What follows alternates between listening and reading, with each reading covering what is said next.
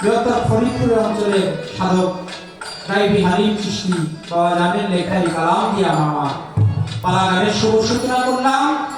আবার আখের রসুলে মোস্তফায় শরীয়তে সহজ কথা আওয়াল আওয়ালুনা মুহাম্মদ আখিরুনা মুহাম্মদ আওসাতুনা মুহাম্মদ কুল্লুনা মুহাম্মদ আওয়াল মানে প্রথম প্রথম আমার নবী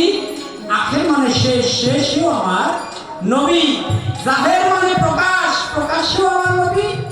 বাতিন মানে গোপন বাতিনেও আমার নবী তাই আসামে ধারের ছবি এই দয়াল নবীর নূর যদি সৃষ্টি না করতো তাহলে এই 18,000 মাখলুকাতের একটা বাল্যকাল আমার আল্লাহ তাআলা সৃজন করতে না তাই তিনি শরীয়তের নবী তিনি তরিকতের নবী তিনি হাকিকতের নবী তিনি ইলমে মারিফতের নবী এমন কোন তরিকা নাই যেই তরিকা আমার দয়াল নবী নূর তরিকা দয়াল নবী ছাড়া কোন তরিকায় দুনিয়াতে চলমান অবস্থায় থাকবে না যেখানে আমার দয়াল নবী সেখানেই সকল তরিকা তাই শরীয়ত ভালো তরিকত ভালো হাকিকত ভালো মারিফত ভালো যার ফাসিলত ভালো তার জন্য সব ভালো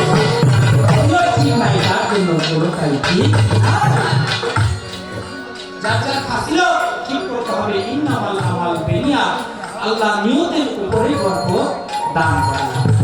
আর নিয়ত যদি সঠিক থাকে সহি থাকে তাহলে অবশ্যই আমি মালিকের সামনে দোয়া করতে পারবো সেটা শরীয়ত থেকেও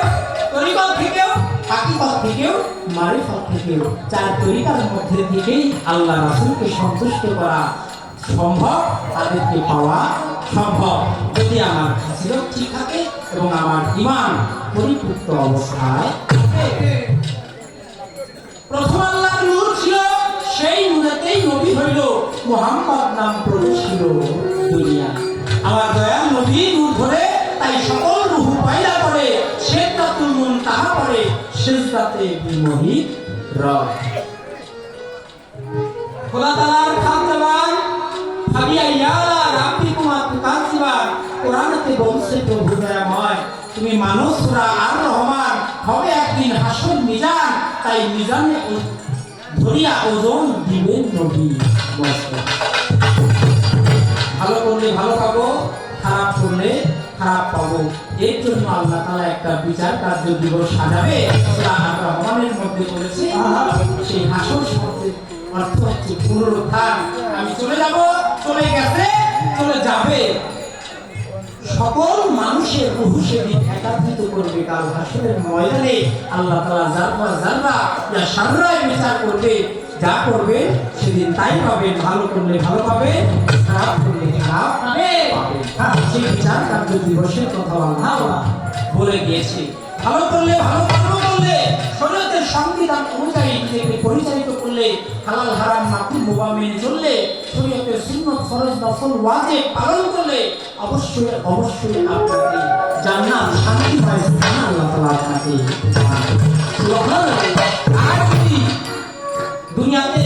আপনি যত ধরনের খারাপ কাজ আছে সবগুলো করতে থাকেন দুনিয়ায় পাপাচার কামাচারে লিপ্ত থাকে মালিক মাওলাকে ভুলে আপনি শুধু বিপদগামী হতে থাকেন বিপদে চলতে থাকেন তাহলে অবশ্যই আপনাকে লানত আপনাকে জাহান্নাম ভোগ করতে হবে এর জন্য আপনাকে শাস্তি পেতেই হবে তাই সমাজের সাথে তাল মিলিয়ে চলা ছোটকে স্নেহ করা বড়কে সম্মান করা ইবাদত বন্দেগী যতটুকু পারি আমরা করা এবং আল্লাহকে সদা সর্বদাই সন্তুষ্ট থাকা আলহামদুলিল্লাহর মধ্যে থাকাই হচ্ছে বান্দার কর্ম আমরা হলো বান্দার শরীর হলো বান্দা বন্দেগী করলেই সে ব্যক্তি বান্দা হতে পারে তাই আমরা যেন আল্লাহ রাসূলের বন্দেগী করতে পারি মালিক যেন আমাদেরকে দয়া করে কবুল করে আমিন সুবহান তাই ওই